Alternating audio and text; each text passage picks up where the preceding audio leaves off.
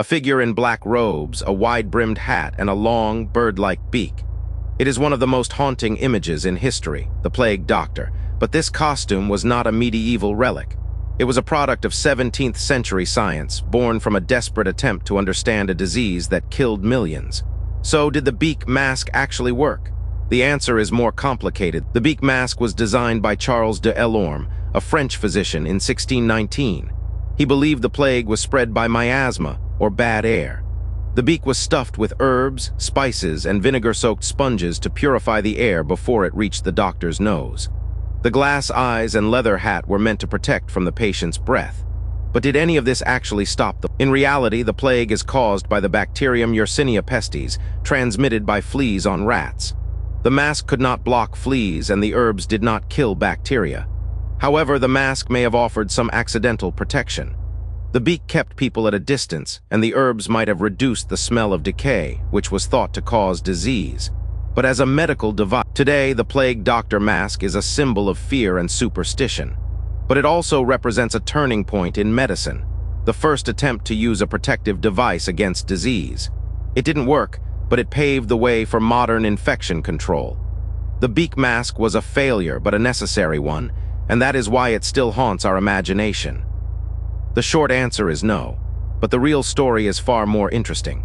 To understand the mask, we must first understand what 17th century doctors believed caused the plague. The dominant theory was miasma, the idea that diseases were caused by bad air, poisonous vapors rising from swamps, decomposing matter, or even the breath of the sick. This theory dated back to fight bad air, doctors wore a beak-like mask filled with aromatic herbs and spices. They believed these strong smells would purify the air before it reached their lungs. The mask was essentially a primitive respirator, but its design was based on a false theory. The full plague doctor outfit included a waxed leather coat, gloves, boots, and a hat. The mask had glass eye holes, and the beak was often stuffed with lavender, mint, camphor, or even vinegar. This costume was meant to cover the entire body and prevent any contact with the diseased air. Despite its iconic look, the plague doctor mask was not a scientific success. It did not stop the plague because the real cause was bacteria transmitted by fleas on rats, not bad air. The mask became a symbol of fear and superstition, not effective medicine. The miasma theory, which blamed bad air for disease, was a dominant belief from Hippocrates to Galen. It was not entirely unreasonable. Foul smells often accompanied disease. But miasma was a guess, not a fact. And it led doctors to focus on the air, not on the actual cause, a bacterium transmitted by fleas. The bubonic plague, caused by Yersinia pestis, had ravaged Europe in waves since the Black Death of the 1340s. Each outbreak killed millions, yet the true mechanism of transmission remained hidden. Doctors wore beaked masks filled with herbs, believing the herbs would filter the miasma. The costume became iconic, but it offered no protection against the real enemy, the plague bacterium. The miasma theory persisted for centuries, delaying the discovery of germ theory. It was only in the 19th century that scientists like Robert Koch and Louis Pasteur proved that invisible microorganisms, not bad air, caused disease. By the 17th century, outbreaks were still common.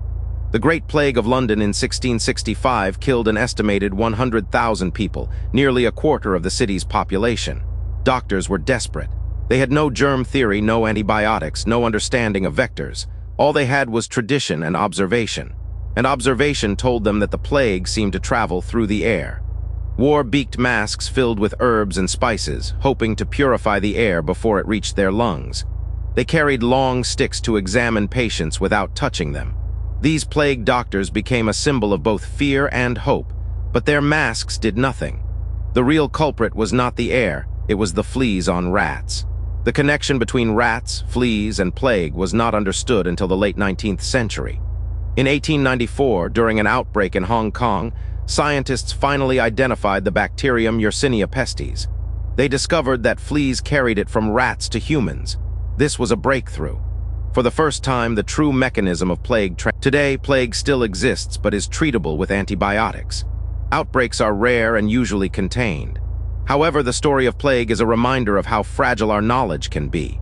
For centuries, people fought an invisible enemy with the wrong weapons.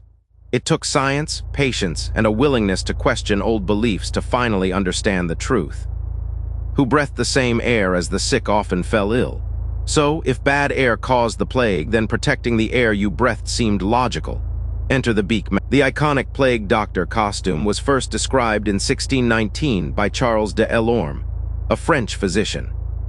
De Delorme designed the full outfit: a waxed leather coat, gloves, boots, a hat, and the beak mask filled with aromatic herbs and spices to purify the air. And the beak mask, the beak was the centerpiece. The beak was about 6 inches long, shaped like a bird's bill and filled with aromatic substances. These included lavender, rosemary, camphor, myrrh, and even a sponge soaked in vinegar. The idea was to purify the air before it reached the lungs. The mask also had 2 small nostril holes and sometimes glass eye holes to protect the eyes from infected air. The entire mask was strapped to the doctor's head, often worn with a wide-brimmed hat and a long, waxed leather coat. This outfit became the iconic symbol of the plague doctor, but it was not a costume. It was a serious attempt at protection, based on the best medical understanding of the time. But did the beak mask actually work? The short answer is no. The mask could not filter out the true cause of plague, the bacterium Yersinia pestis, which was transmitted by fleas on rats. The aromatic herbs only masked the smell of decay and disease. They provided a false sense of security. However, the mask did offer some physical barrier against direct droplets and splatter, which might have The beak mask remains one of the most recognizable images from the plague era. It appears in art, theater, and modern media as a symbol of death and medicine. But behind the eerie costume lies a story of human desperation and the struggle to understand a disease that killed millions. The mask was a symbol of fear, but also of hope, a hope that a glass visor for the eyes. The beak acted as a kind of respirator. De Delorme believed that the strong-smelling herbs would counteract the poisonous miasma, neutralizing the bad air. This was not a random superstition. It was based on the medical theory of the day that diseases could be treated by opposites. If the plague was caused by foul air, then the cure was sweet-smelling air. It was a logical conclusion, even if it was wrong. The plague doctor costume, as strange as it looks to us today, was a serious attempt at protection. But did it actually work? The herbs might have offered some minor benefit, but the real danger was not the smell.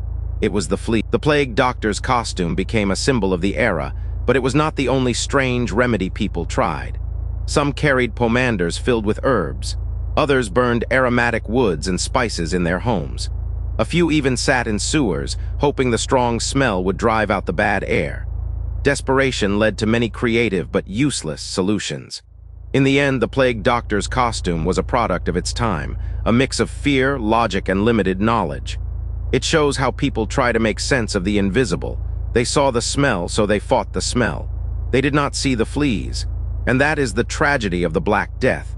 The enemy was always hidden in plain sight. Then fragrant air was the logical antidote. It was a reasonable hypothesis for its time. But was it effective? To answer that, we need to look at what plague doctors actually did and what happened to them. Plague doctors were hired by cities during outbreaks. Their job was not to cure, there was no cure, but to record deaths and perform They also performed bloodletting and applied leeches, based on the ancient theory of humors. They would inspect corpses and sometimes organize quarantines. But they were not scientists in the modern sense. They were often second-rate physicians, or even volunteers with no medical training, because anyone with real skill fled the infected city. The plague doctor's iconic costume, the long beak mask, the waxed coat, the gloves, was invented later in the 17th century by Charles de Delorme. The beak was stuffed with herbs and spices like lavender, mint, and camphor to purify the air before it reached the lungs. But the costume was not widely used. Most plague doctors wore ordinary clothes or just a simple mask. And what happened to the plague doctors? Many died. In fact, their mortality rate was shockingly high. They were exposed to the disease constantly, and their supposed protections, the herbs, the bloodletting, did nothing. Some survived, but most perished within months. Their sacrifice, however, provided valuable records of the plague's progression. They would visit the homes of the sick, check for symptoms, and report to the authorities. They also performed bloodletting and applied poultices. Some plague doctors were respected, but many were not. The job was dangerous and often fell to inexperienced or desperate physicians. The mask, in theory, should have protected them from the miasma. But did it?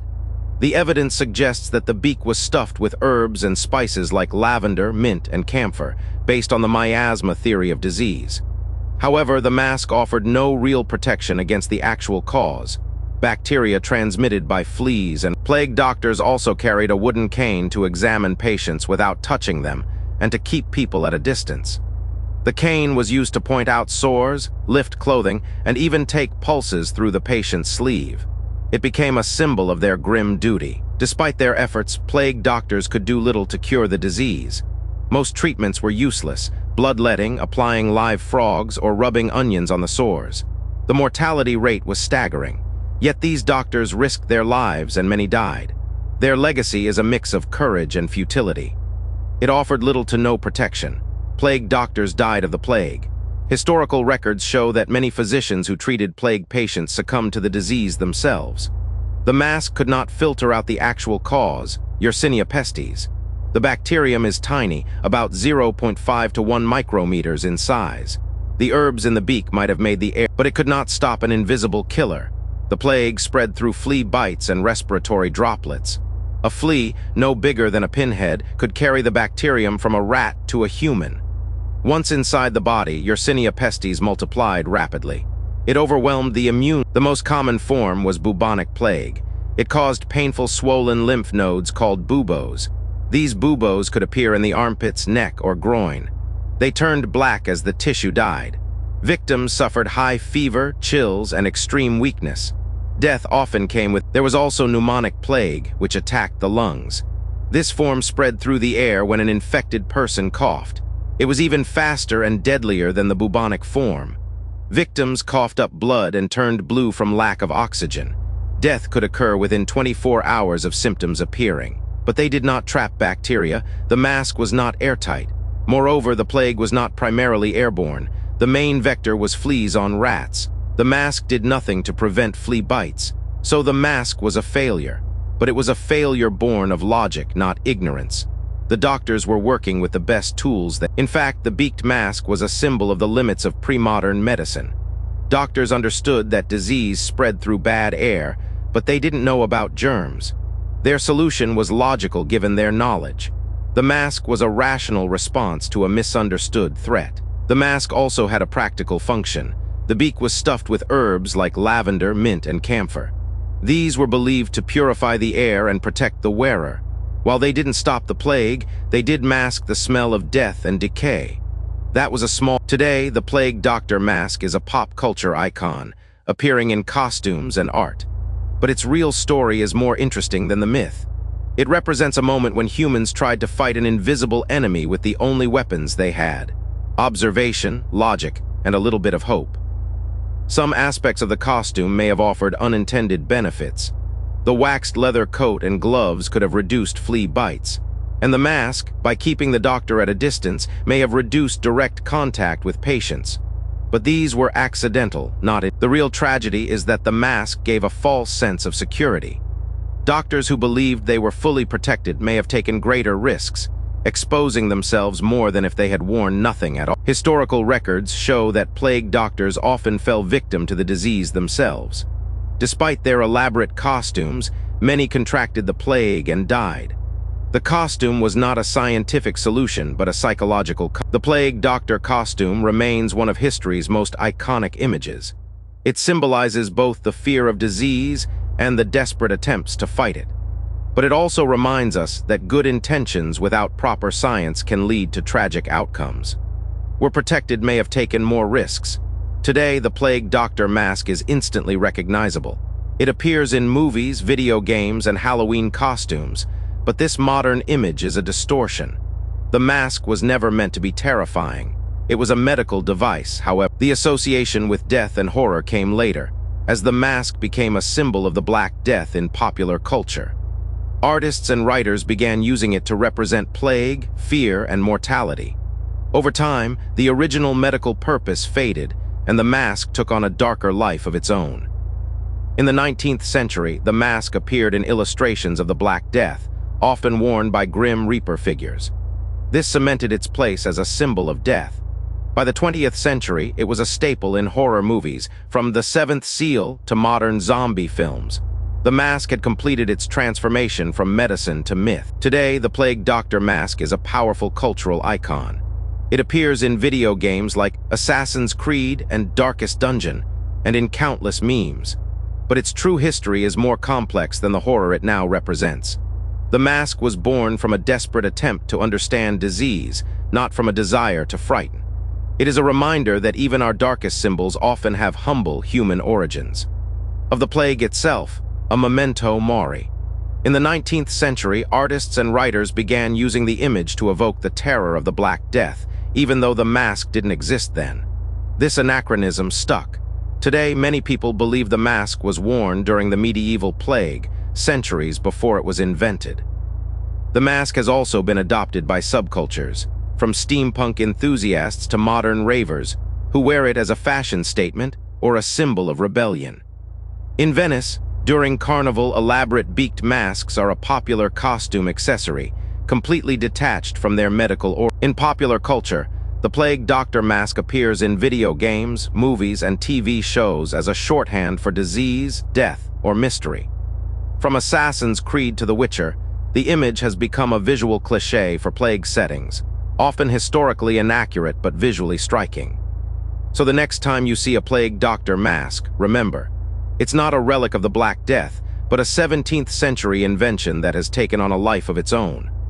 A symbol that evolved from a desperate attempt to fight disease into an enduring icon of fear, mystery, and even fashion. The Plague Doctor's beak mask was filled with aromatic herbs and spices like lavender, mint, and camphor.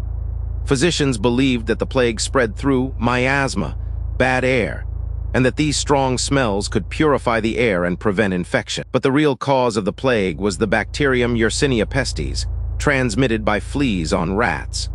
No amount of herbs in a mask could stop a flea bite. The mask was based on a false theory, and it offered no real protection. Despite its ineffectiveness, the beak mask became a powerful symbol. Over centuries, it transformed from a medical tool into an icon of mystery, death, and the macabre, especially in modern Halloween costumes and steampunk culture. So did the Plague Doctor's beak mask work? No. It was based on a false theory and could not stop the real cause of the plague. But it remains a powerful symbol of human ingenuity in the face of the unknown, and a reminder that even our best guesses can be wrong.